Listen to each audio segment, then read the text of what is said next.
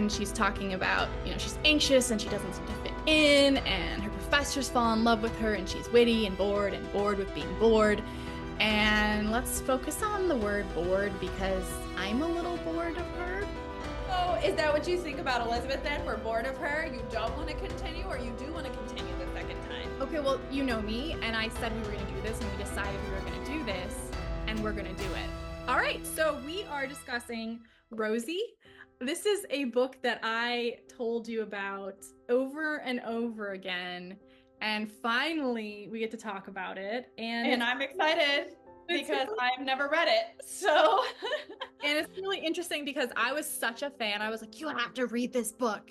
And it's been a really interesting experience, actually, going back through it a couple years later with a slightly different mindset shift. So, okay, let's just get started. So the very first chapter of this book starts with talking about basically Elizabeth seen through the eyes of the people that live in Bayview, which is the town she lives in, which, by the way, is like in Marin in Northern California. Elizabeth is described as too tall, too thin, too aloof.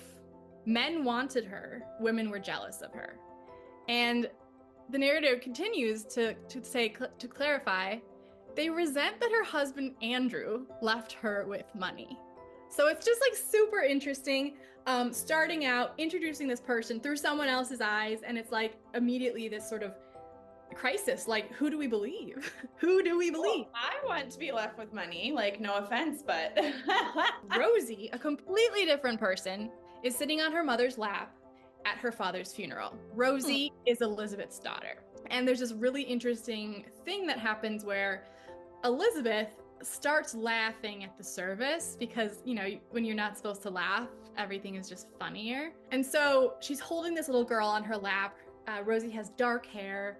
It's adorable. It's idyllic. I mean, it's probably in some way referencing Madonna and Child. She starts laughing and she buries her face in her daughter's hair and tries to pretend to sob. Or she does pretend to sob.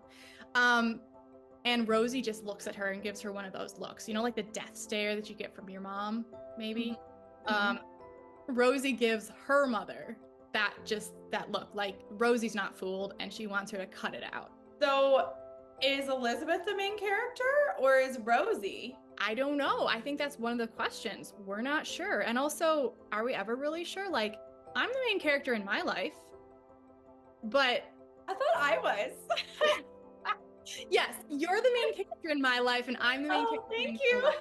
We have like another intro to Elizabeth. It talks about Elizabeth's childhood and her college years.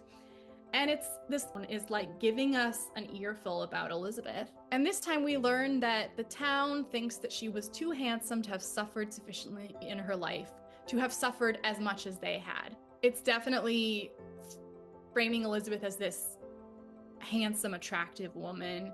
And that's a theme and a assumption that we continue to work with throughout the book. And I think, to be honest, at the time that I was reading it, I had a kind of girl crush on Elizabeth, and she was 30-ish, maybe 35. And I think that to me, she seemed like a real live woman, whereas I still felt like a girl.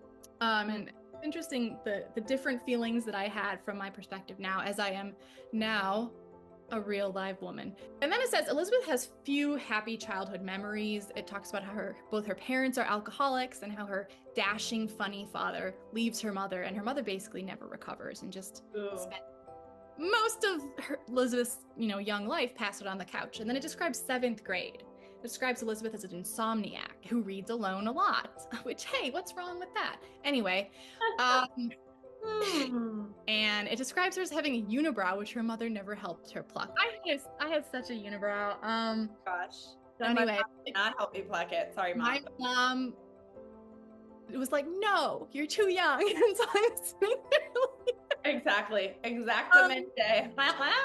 So basically, and it pulls at the heart, right? Like as a woman or as a girl or whatever, I'm reading and I'm just like, French. Yeah. And she's described as the shyest and most frequently teased. So then they describe her as having a series of affairs that end disastrously. Some of them are professors, some of them are just regular men. And it the end it says describes the beat ends with this statement: "What is wrong with you, Elizabeth?" Just like out of the blue. And she's talking about, she's anxious and she doesn't seem to fit in, and her professors fall in love with her, and she's witty and bored with being bored. And let's focus on the word bored because I'm a little bored of her. And yeah, so that's like the next chunk. And in the beginning, the first time I read it, I was like, oh, this woman is so cool. Huh. And this time I'm like, well, stop being bored then. I'm like my parents, like, find something to do or I'll give you chores. So is that what you think about Elizabeth then? We're bored of her, you don't want to continue, or you do want to continue the second time?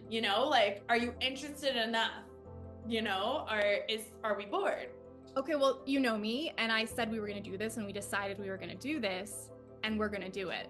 Okay, let's do it. Let's do it. Okay, give me Elizabeth.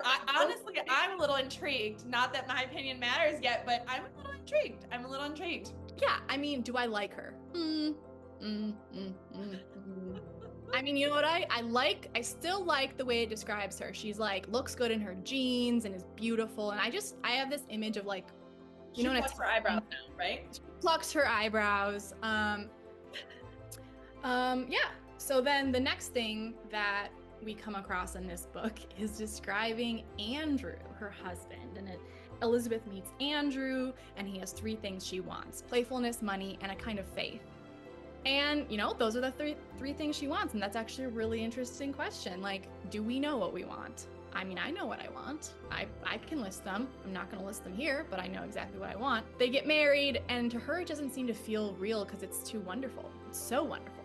Then it describes Elizabeth and Andrew getting pregnant accidentally. And so Rosie's introduced, and she's born, and it describes her as becoming a little person, and she's described as developing dignity, and she has a great life. She's, great parents, rich parents, exactly the kind of life that you would imagine those 2 people giving her. It says Andrew dies, and that pretty much takes us full circle to where we were before. Wait, how does he die again? He runs into a tree, but there's no sense that he is